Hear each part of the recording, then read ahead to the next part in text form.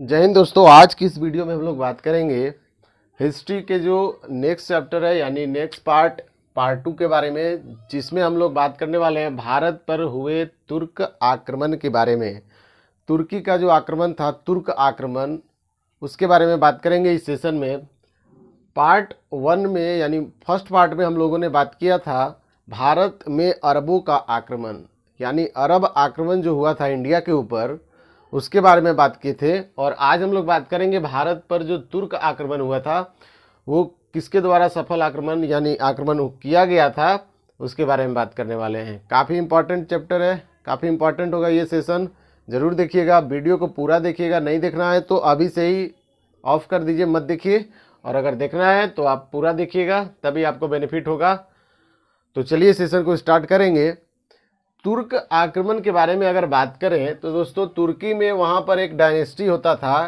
तुर्क में एक डायनेस्टी था जिसका नाम था सामानिद अम्पायर, सामानिद अम्पायर। और ये अम्पायर जो था दोस्तों, इसका एक स्लेव था। स्लेव का मतलब गुलाम होता है, पता होगा। तो इसका एक स्लेव था जिसका नाम था अलप्तगीन। क्या नाम था? अलप्तगीन। और अलप्तगीन जो था ये स्लेव था वो उस डायनेस्टी का।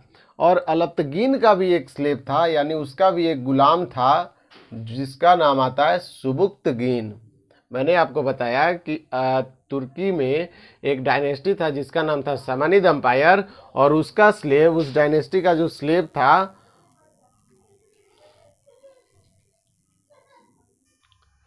और जो यहाँ पे एक डायनेस्टी मैंने बताया कि सामानिद अम्पायर, और इसका जो स्लेव था वो अलप्तगीन था। और अलप्तगीन का भी अपना एक स्लेव था जिसका नाम था सुबुक्तगीन। तो दोस्तों, अलप्तगीन और सुबुक्तगीन दोनों मिलकर के अफ़गान वाले रीजन में आते हैं, अफ़गान वाले एरिया में आते हैं। और यहाँ पर आने के बाद इनको लगता है कि यहाँ पर तो कोई है ही नहीं, और यहाँ पर एक अम्पायर इन लोगों ने मिलकर बनाता है। तो यहाँ पर एक टर्क अम्पायर अलप्तगीन के द्वारा स्थापित किया जाता है। टर्क अम्पायर अलप्तगीन के द्वारा स्थापित किया जाता है दोस्तों। और आपको पता है कि ये अलप्तगीन का जो स्लेव है सुबुक्तगीन, वो अलप्तगीन का काफ़ी मतलब जो भी वो बोलता है उसका मतलब हर एक काम को अच्छे तरीके से, अच्छे ढंग से हर एक बात को सुनता है और वो करता है। ये देख कर के मतलब अलप्तगीन काफ़ी मतलब खुश होता था कि मैं जिस टाइप से मतलब जो भी काम इसको बोलता वो प्यार से मतलब अच्छे तरीके से मतलब उसको कर देता था। तो इसी कारण क्या हुआ, अलप्तगीन जो है वो अपनी पुत्री का विवाह जो है वो सुबुक्तगीन के साथ कर देता है। मैंने आपको बताया कि अलप्तगीन ने अपनी पुत्री का विवाह सुबुक्तगीन के साथ कर देता है। और अलप्तगीन जो है वो टर्क, मैंने बताया कि अफगान वाले रीजन में टर्क एम्पायर जो ये बनाया था, वो अलप्तगीन केवल 1 साल ही शासन कर पाता है। 1962 से लेकर के 1963 तक ये शासन करता है, रूल करता है।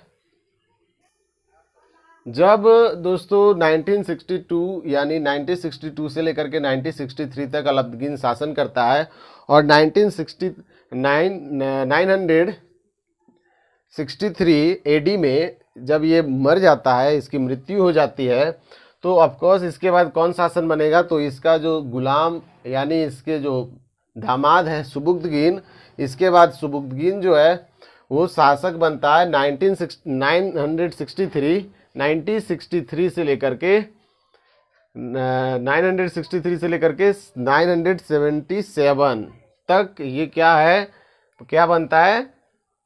वो शासक बन जाता है। कहाँ का?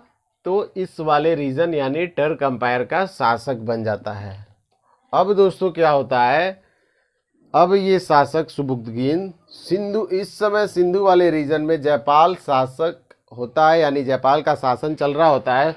और ये जो है सुबुक्तगीन अब इस सिंधु वाले रीजन में यानी जयपाल के ऊपर अटैक करेगा। और अटैक के बाद कौन जीतेगा हारेगा उसके आगे बात करने वाले हैं। तो यहाँ तक उम्मीद करते हैं हो गया होगा, आपको समझ में आ गया होगा। मैंने आपको बताया कि एक यहाँ पे एक तुर्क में एक डायनेस्टी था जिसका नाम था सामानिद अम्पायर। इसका स्लेव या गुलाम अलप्तगीन था, और अलप्तगीन का भी एक स्लेव था जिसका नाम सुबुक्तगीन था। ये दोनों अफगान वाले एरिया में आते हैं, और यहाँ पे टर्क अम्पायर को बनाते हैं और अलब्तगीन अपनी पुत्री का विवाह सुबुक्तगीन के साथ कर देता है, क्योंकि ये सुबुक्तगीन जो है वो अलब्तगीन की सेवा एकदम बेहतरीन तरीके से सेवा करता है, बेहतरीन ढंग से कोई भी काम को करता है, इसलिए इम्प्रेस होकर के वो कर देता है शादी। और अलब्तगीन जो है 962 से लेकर के 963 तक एडी तक शासक यानी शासन करता है। इसके बाद सुबुक्तगीन जो है वो 77 यानी 977 से 77 तक शासक बनता है। और मैंने आपको बताया कि सिंधु वाले रीजन में इस समय जो शासक था वो था जयपाल।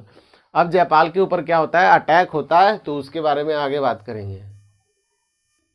आगे अगर बात करें, मैंने आपको बताया कि सुबुक्तगीन के द्वारा जयपाल पर क्या किया जाता है, अटैक किया जाता है। और ये अटैक 977 एडी में किया जाता है। 977 एडी में जयपाल के ऊपर सुबुक्तगीन जो है अटैक कर देता है, जिसमें जयपाल जो है वो हार जाता है और सुबुक्तगीन की क्या होती है, जीत हो जाती है। तो यहाँ पे लिखा हुआ है सुबुक्तगीन प्रथम तुर्क शासक था जिसने भारत पर आक्रमण किया था। मैंने आपको बताया ये तुर्क शासक है, और मैंने आपको पिछले वीडियो में बताया था कि प्रथम अरब जो शासक था, अरबों का भारत पर आक्रमण, जिसमें मैंने बताया था मोहम्मद बिन कासिम के नेतृत्व में प्रथम मतलब शुरू में सबसे पहले आक्रमण किया गया था। सफल आक्रमण सबसे पहले मोहम्मद बिन कासिम के नेतृत्व में अरबों ने भारत पर किया था और जीत दर्ज की थी। वैसे ही यहाँ पे लिखा है कि सुबुक्तगीन प्रथम तुर्क शासक था जिसने भारत पर आक्रमण किया था।